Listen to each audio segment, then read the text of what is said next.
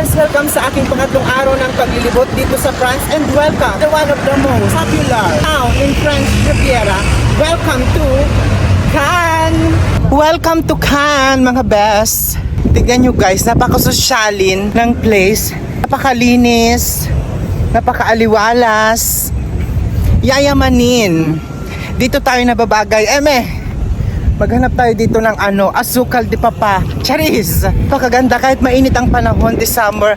Ang sarap maglibot sa buong France. Na first time kong ginawa in my whole life na mag-travel. Sasakay tayo ng train para mas mabilis ang exploration, mapupuntahan ang dapat puntahan. Sasakay tayo ng train guys para libutin ang buong Cannes para hindi masayang ang oras.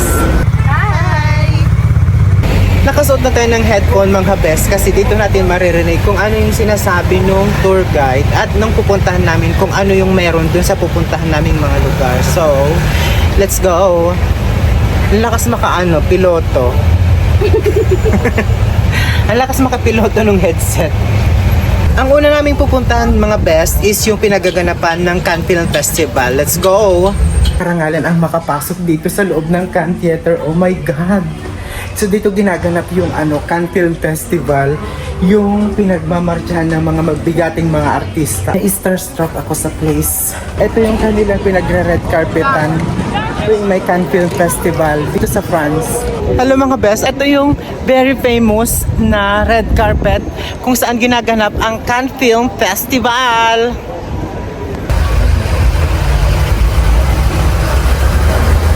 Ito yung hotel ng Palace of the Stars guys. Mamahaling hotel.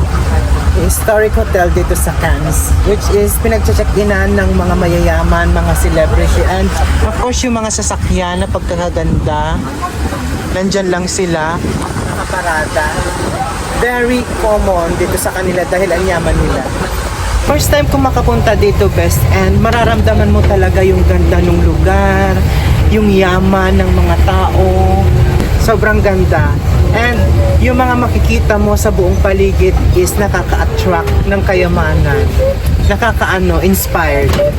Ang ganda. Nandito kami sa Old Street in Cannes.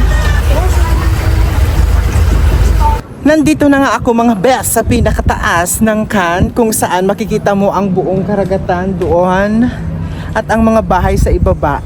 Tapos na guys ang ating paglilibot. Isa lang masasabi ko guys, nakaka-inspired sila, nakaka-inspired maging mayaman. Thank you guys for watching. Mwah!